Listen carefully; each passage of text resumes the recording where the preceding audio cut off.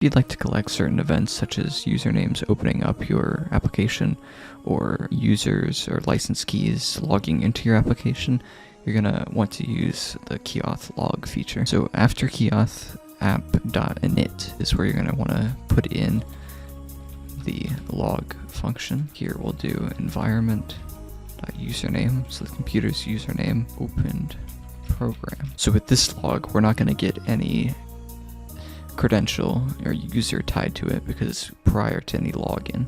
But then we'll put another log after the login. Yeah, that log, and then we see here the username, so we can take that as logged in. So I've opened the program and I've already gotten the notification that my username has opened this program.